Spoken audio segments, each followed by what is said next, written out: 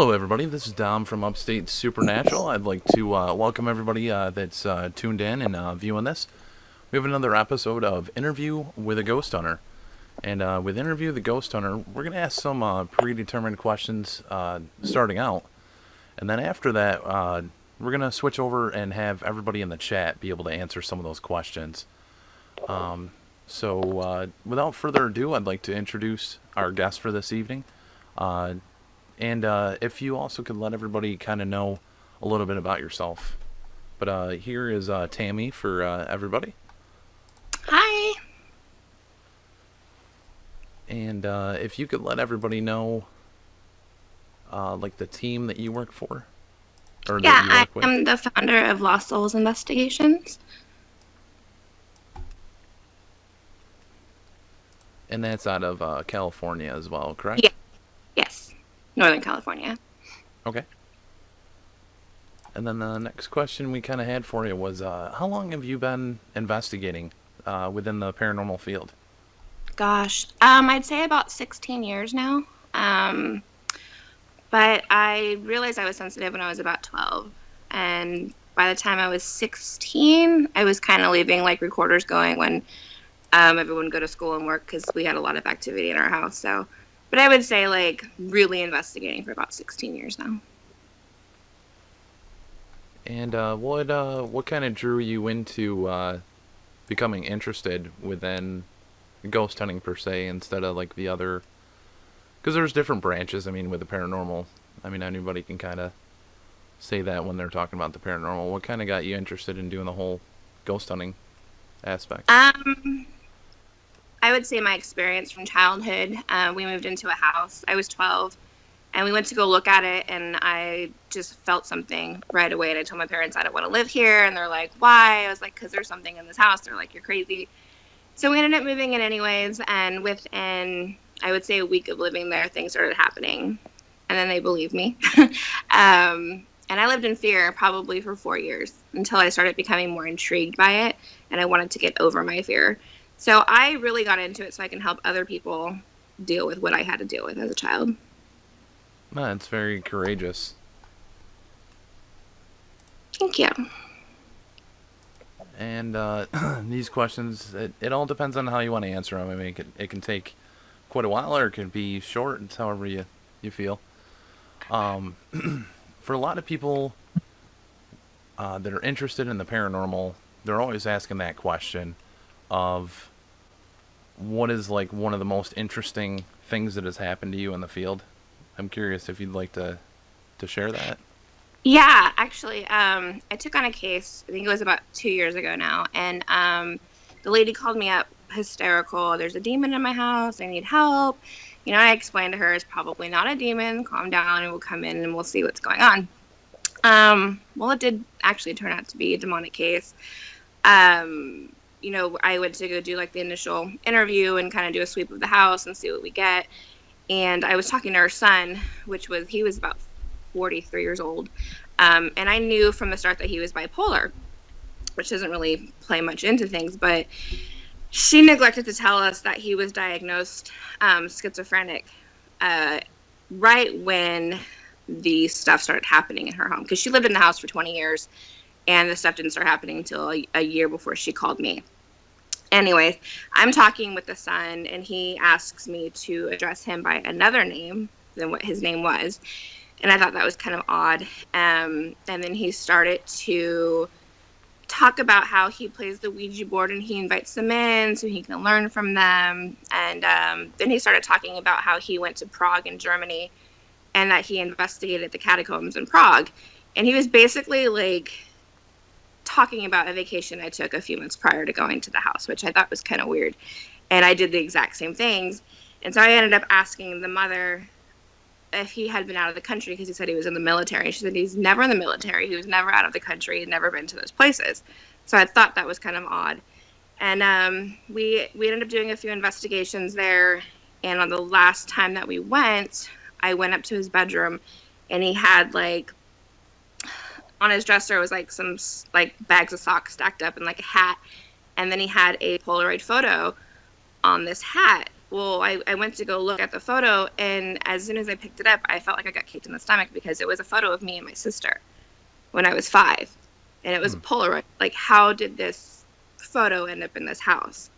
I called them right away. You need to come home. I asked them, what's this doing here? He got really defensive, and he's like, I don't know. I found it on the floor. Well, I don't know how you could have found that on the floor, but I think that was the craziest case that I've ever had, and that kind of always stands out in my mind, how something personal of mine ends up in somebody else's house. And he had all these demonic drawings in his bedroom, and things would get thrown at us during investigations. So it was probably the craziest residential case we've ever had to take. Once I found that photo in the house, I felt like I couldn't continue because it became too personal. I spoke with a few mediums about it, and they all agreed that it was demonic, and for me to back out of the case because it's too dangerous for me. So that was probably my craziest experience. Yeah, that can't say I've ever had that happen to me. That's or anybody else that I've ever talked to. That's pretty crazy. Yeah, definitely. I live in a house that's always active too. I have clocks flying off the wall and stuff. So this kind of thing is kind of my normal life, I guess you can say. So it takes a lot to really scare me now. But when things get personal like that, it does get scary. And then, and a lot of people, when I ask this, they kind of like trying to think on it. They're like, huh? But how many investigations or cases do you think you've probably worked on in your... I know it's a tough question for those that have worked in the field for a long time. Hundreds.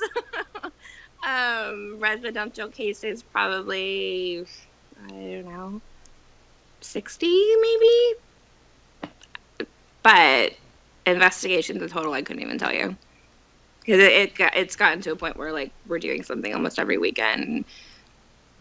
Times 16 years. I don't know. I've questioned revising that, whether I'm going to revise that question, but I have had one investigator, because, the series itself, it's helpful for those that might be interested in the field.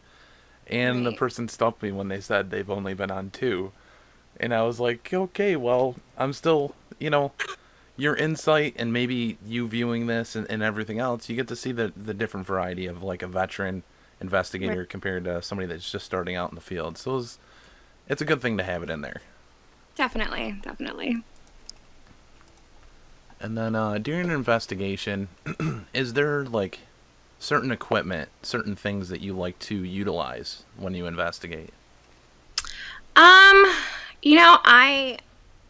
feel like my own body, like my intuitions and stuff like that, is probably the best tool. But digital voice recorders are great, camcorders, DVR systems. I'm not really into all the new equipment that's out. I feel like so many other things could make them go off. That's in the environment, so I don't use as many of those anymore as I used to. I do like the REM pod and K2 meters and stuff like that. But like I said, what if someone's forgot to put their cell phone in an airplane or something, and that's what's setting it off. So I really like to use my own feelings and, go off EVPs and stuff and whatever we get on camera. Yeah, I think going basic is really, you're going to get the best results doing basic stuff instead of using all the extreme technology things that a lot of people don't understand. They just have seen other people use it. So I completely agree. And what do you find to be the greatest part of doing an investigation? I ask this because I know personally, and I know other teams, that they have, you have team members that'll do the research, go through stuff, and then you have the team members that are like thrill seekers. Mm-hmm. So the question kind of stimulates from that is, what do you find to be like the greatest part of doing the investigation overall? Since I do it all, no. I would say my favorite part is actually getting in and helping our clients and doing the actual investigation, find out what's going on. Okay. And then to any new people that might be interested in joining the field, is there any insights or any tips that you may have for those that may be interested within joining in the paranormal field and the community and so forth? I just be respectful of the spirits. I see a lot of people coming in and provoking and being mouthy, and I don't think that's going to get you anywhere. So really just being respectful, learning to protect yourself is really big too. Taking those proper steps. I mean, nothing's 100% safeguard. We can bring something home and do all the right things. And just educate yourself and go out with people who are more experienced in the field first to learn from them. Great. I absolutely agree. What is your viewpoint on things like spirit boxes? They annoy me. That's like the one piece of equipment I can't handle for too long. I've gotten good stuff on them, and most of the time it's just like the SB11, the SB7, like those just really drive me crazy. The background noise after a while, it's just, I don't know. It's good when you're getting stuff, but it's annoying when you're not. So I don't really tend to use them that often. And we kind of already dabbled a little bit into this, and I believe it's the next question, yeah. What's your viewpoint on things like Ouija boards? I used to play time when I was a kid. Oops. But, I think if you know what you're doing with it, it's not this totally taboo thing to use. I don't think it's much different than doing an EVP and stuff like that, but I don't really condone it either. I don't use them on investigations myself. Someone came into a place that we typically investigate, and he brought one in, and I wasn't too thrilled about it. So I did bring one in as more of a prop, more so than actually using it, just to see what would happen, to see if he brought something and that we don't want there. But I don't typically use them. Not anymore. Yeah, I've never used it during an actual investigation or case. We've done cleansings and stuff, but we've never actually utilized it for an actual case. Just not the greatest thing to bring into a person's residence. No, definitely not a residential. I would never, ever, ever, ever do that. Because too many of our residential cases start with the Ouija board. So, that's definitely something you would bring into someone's home. And when we did do that, it was actually not. It was a historic place. But, yeah, I'm not really for them, to answer the question. And, this is kind of a repeater of the other questions somewhat, but it was, is there a certain devices or applications you feel may work better for better results within the field? And the reason I've kind of asked that is some of the individuals we have interviewed, they'll use a physical spirit box, or they'll use the application-based, or they'll use a analog tape recorder or a digital tape recorder. So I kind of, for that extent, I kind of leave it in there. Yeah, and it's funny you bring that up, because I want to try using like an old school recorder just to see the difference. I haven't done that yet myself, but I like the Panasonic voice recorders. I think they pick up a lot more for me.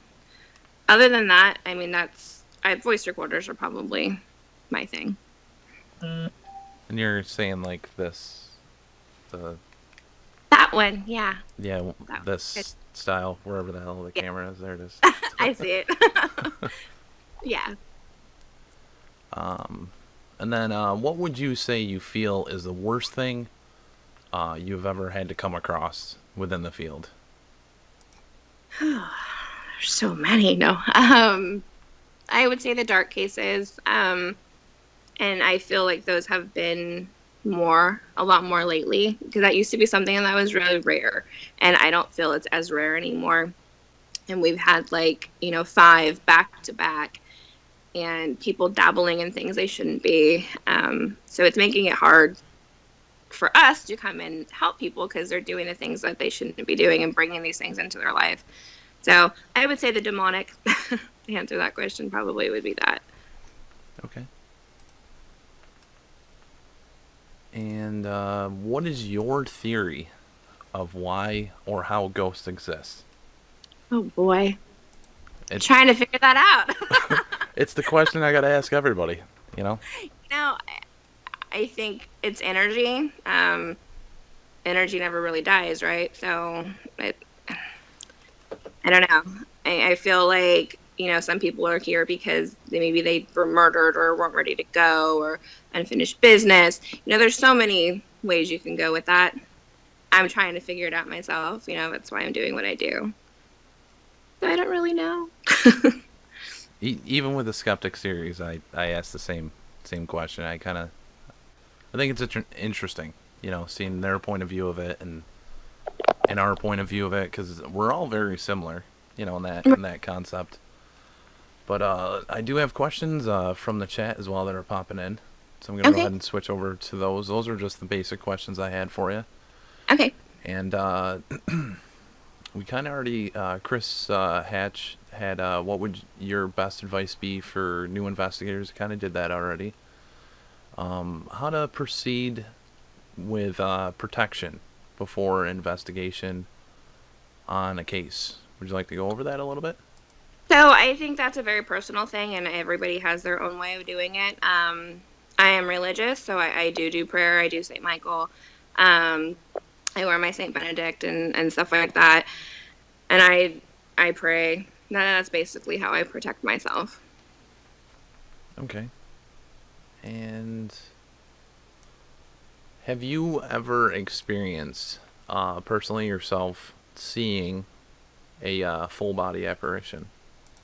I have, and I do almost every day. I probably forgot to mention, I think I said that I am sensitive. I saw my first spirit when I was 5 years old. And like I said, my house is very active. I see that spirit almost daily. And I've seen multiple apparitions. And then another one popping in is what is the difference between a ghost, an evil spirit, and a demon? And they're just curious of what the explanation would be. Ghost and evil spirit. An evil spirit, I mean, oh, that's a tough one. I feel so on the spot right now with that question. I guess it's all just how you that's that kind of a touchy subject, because it is hard to tell the difference sometimes between an aggravated spirit, human spirit, versus the demonic. And I do think that demonic cases have a certain way of going. For me, like how I knew in my situations, the people I spoke to face, someone that was possessed, his eyes changed, his whole demeanor changes, and knowing things that he shouldn't have known. And that's how I kind of knew I was dealing with something that wasn't just a upset spirit. And actually I don't see it in the chat, but I'm gonna kind of jump with this question. So have you ever seen like someone doing a channeling or like possession in a good way, or has it kind of only been the with the Well, possession? that kind of happened to me. As far as channeling, I haven't seen it. Well, I take that back. We did let someone come investigate with us one time. We were at St. Mary's Hospital in Virginia City, and she was a medium, and we were up in the room where the guy burned to death, and like I actually saw her face morph, which was really creepy because we didn't even know her. We just kind of let her come in with us, which was kind of crazy, and that scared the crap out of me, to be honest. But that was the only time I've seen something like that, when I knew it was her channeling, because I knew that she was a medium. So I guess that can kind of play back on what I said too, about his face changing. But I feel like I just know, if that makes any sense. I don't know. No, you're fine. I was just curious, like, and it's a question I have even myself. Is for certain possessions, is there a good one? Is there a bad one? Is what I mean? Like that, Right. it's something I think as you dig deeper within the field, you're gonna start to see more oddities of things. You're like, is that good? Is that bad? Like I don't know what's. I mean, you know when it's a bad spirit, because for one, it's trying to harm you. Right. or harm others. So, what do you do? What do you do when you catch a spirit or spirits in a house? How do you deliver? How do you deliver the house? I th- um I think they're asking if you capture evidence within the home. Uh, Hmm. what's kind of your go-to for like? Do you advise cleansing or so forth? Right. So that's our whole thing. We go in to find out what's there. Once we do figure that out, I do recommend that because I don't clear. I don't know how to pass spirits over. And I definitely can't perform an exorcism. So I always bring in somebody else at that point once we figure out what's going on. And I have go-to people for that. Or I suggest a priest or whatnot to come in the home. And do you, I'm just curious because you said with a priest and so forth. Do you have like a church that you also work with, like that they allow you to kind of converse with them and you know do procedures with them and so forth? I had worked with a priest out of another church where I used to live a couple of times, but I don't have that anymore where I live now. And being that our cases are kind of all over the place, I kind of leave it at our client's discretion on who they want to use because they're also not always religious. Um, so that's kind of a touchy subject when it comes to that. So if I do come across somebody who's not religious, I do bring in a team that knows how to clear spirits out of the home to help them versus bringing in a priest. And what would be like your bucket list of places to investigate? What are the big places that you're like I really want to get in there? I really hope I can. What would those be? Um, Waverly Hills is like my number one right now. I'm having this like sick obsession with abandoned insane asylums. I want to go to all of them. um, that one's big. Bobby Mackey's for sure, even though it's probably not the best thing. Um, gosh, I just want to travel the world. I want to go to castles in Ireland and Romania and just see it all. And I actually just had a question in my head.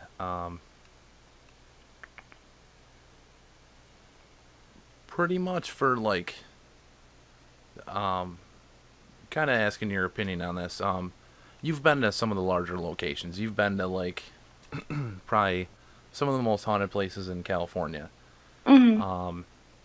And then when you go to do a residence, do you find the activity is like crazier at the residence than it is at the larger locations?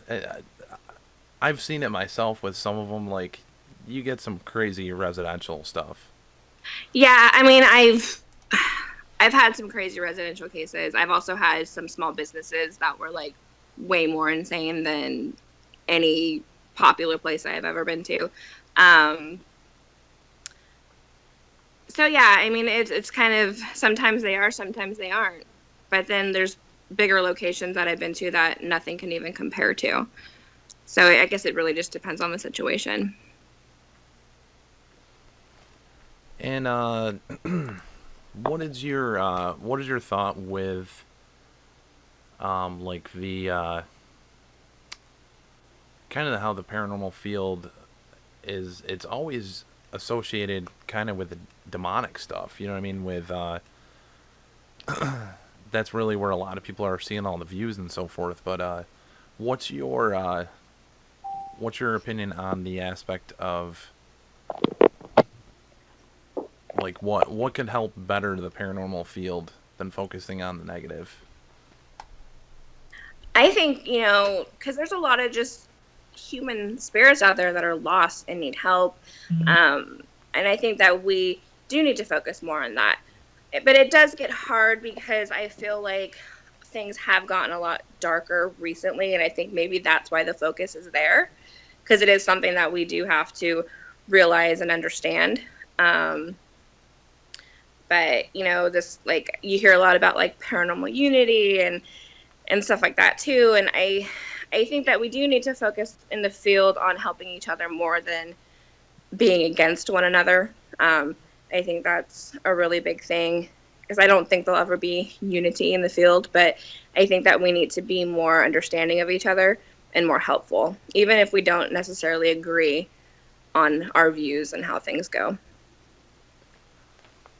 And oddly enough, I mean, from a lot of different individuals, within the past few years, a lot more cases are being deemed demonic. A lot more cases are being deemed that high of a classification, and a lot of them are more on the western side of the United States. Which, I mean, you have a few on the eastern side. Do you think there's like something that's happening on the west side that's not happening on the east? I don't know. I think in a whole, our world is getting kind of nasty. And there's a lot of negativity out there, and that could be feeding it. Maybe there's more people dabbling out here. I don't know. I mean, I know that the cases that we've gotten that did end up being demonic in nature were people that dabbled, were people who told the devil, yes, you can have my soul because I want money, power, and girls. I mean, I've had cases like that. So I don't know what would be different here than there. I haven't really investigated on that side, so I don't know. And actually, I do see another question. Do you have a case where possibly the spirits came home with you? They followed you home and they're chilling. Yeah, so I don't know if it's because I'm the more sensitive one on the team, but every single time we do a residential case, my activity in my home actually amps up a lot. And we have actually taken quite a long break from residential cases right now because of that. I seem to get the after effects of it. And I do everything that I think I should be doing to protect myself for it not to follow me home, but they seem to be attached to me. I had one time on my dresser, help written on my dresser and like dust. And my finger was bigger than the finger that wrote it. I had sent the picture to some people. And it was just crazy because there was actually, I knew it wasn't there earlier in the day, and then it was there at night, and there was actually like dust particles over it too. So it was kind of weird. So yeah, I get a lot of hitchhikers coming home with me. I think it happens to everybody that really does this stuff in the field. I think a lot more people probably don't realize it because they're kind of like tuned in when they're doing the investigation, but I think it happens a lot more than people think. Yeah. And seeing if there's any other questions popping in the chat. So for what is probably your favorite experience that you ever had? Like favorite occurrence of maybe something happening in the field or just in general. You know what I mean? Okay, so was it 2 years ago, the week before Halloween, 2 clocks flew off my wall at my house, like 5 feet off the wall. And, nobody was here to see it, of course, when that happened. And, of course, I wasn't, like, ready to video it. So I actually had a Halloween party on Halloween, and then I had some friends over to investigate after the fact because that had happened a week prior. And the bathroom door slammed shut. And it kind of happened right around the same time the air shut on. And Matt and I kind of got into a fight about it because he was like, it was the air conditioner. I was like, no, because there's a carpet that stops the door. It doesn't shut that easy. So I tried to, debunk his theory, and I did. And so he's like, there's nothing here. And I was like, fine, yeah, there's no such thing as ghosts, right? So I went to go to the bathroom, and I hear something like really loud, and everyone's like yelling, it happened again. And so everybody here, except for me, because I wasn't in the room, saw the clock fly off the wall again. So I thought that was kind of cool because it kind of solidified what I saw, and now people don't have to like think, okay, well, did that really happen? Because there was about 6 people here that saw it happen again. So I thought that was pretty cool. And for you to get started within the paranormal field. You had a lot of experiences when you were younger, and that pushed you in that way. But did you have like inspirational people that kind of pushed and helped you, you know, pursue what you're doing within it? My mom, because the sensitivity runs on her side of the family, actually.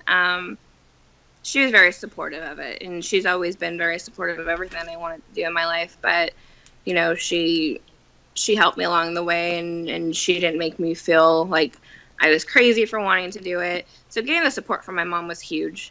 I didn't really have a lot of mentors in the beginning. I kind of went with it. I did meet some cool people along the way that helped a lot. But yeah, I would say my mom. Okay, I'm just checking other questions as well. And what's your future looking like for things that you want to try to see your team doing, things you'd like to see yourself individually doing? What type of projects and things do you have coming up that you'd like to talk about?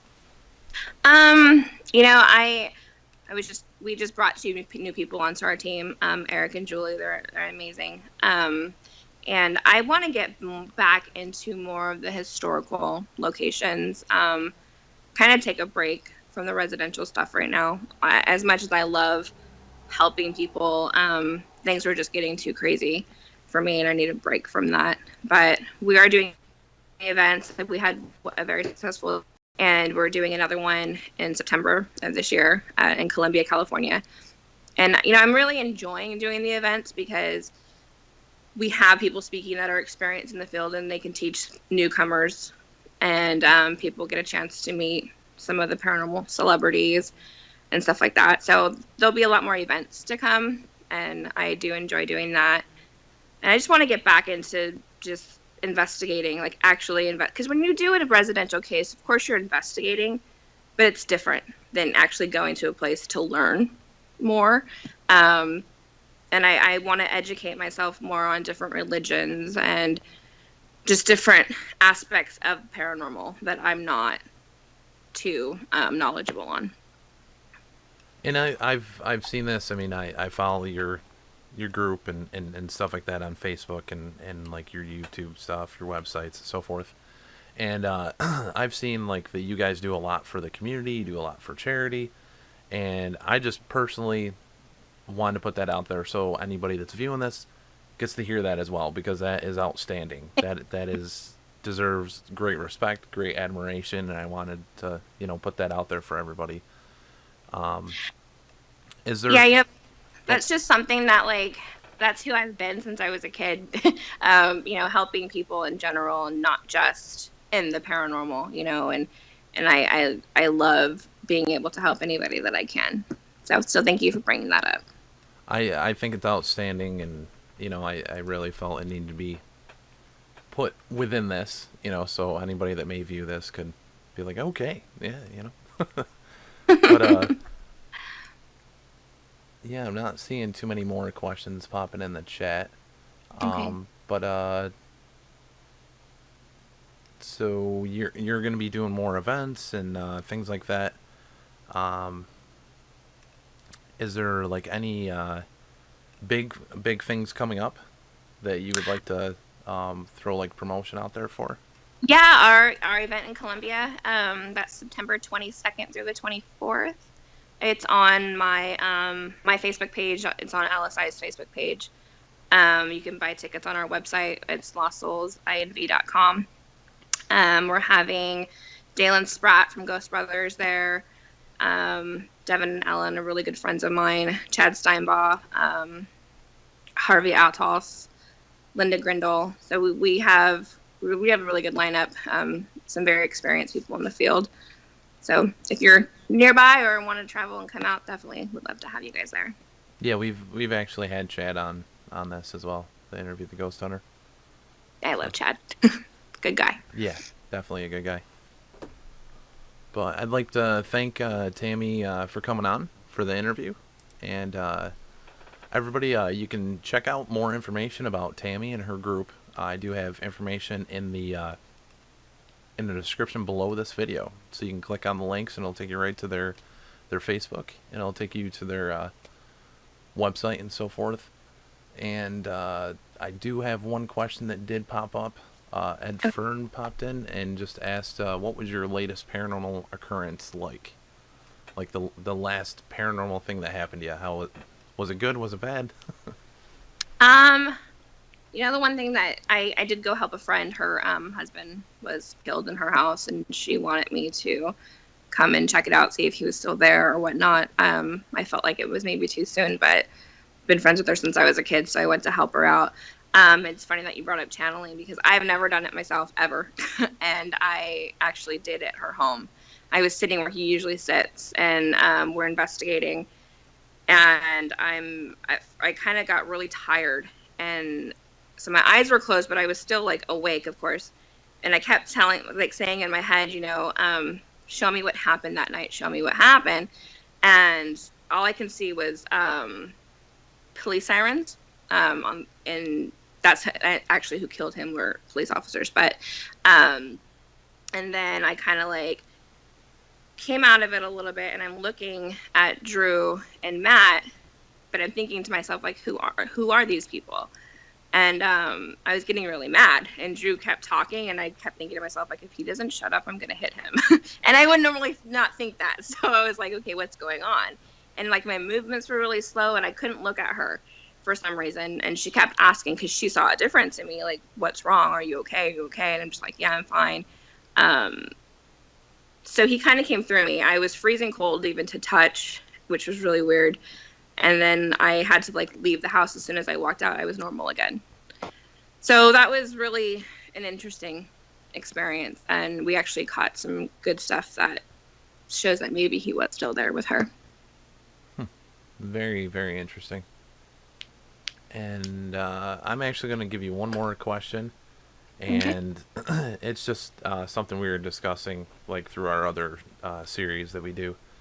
What is your favorite question as an investigator to ask when you're doing an investigation? Like when you're trying to talk to the spirits. What is your favorite question to ask?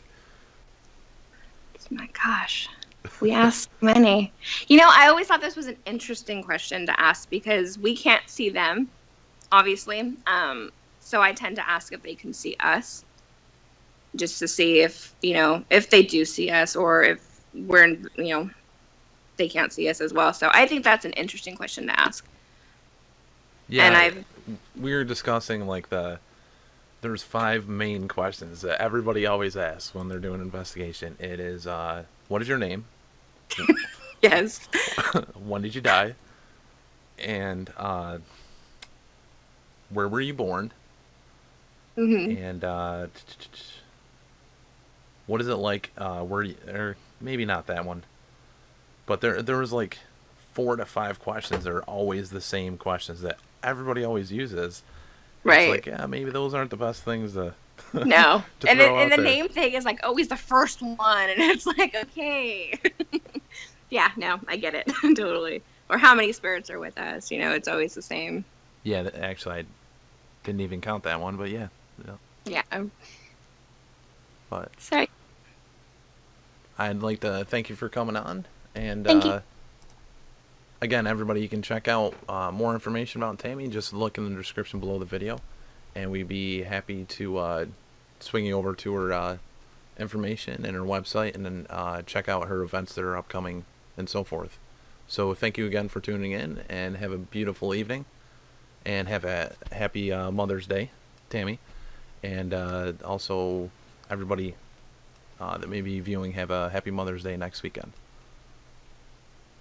All right. Thank you. Very welcome.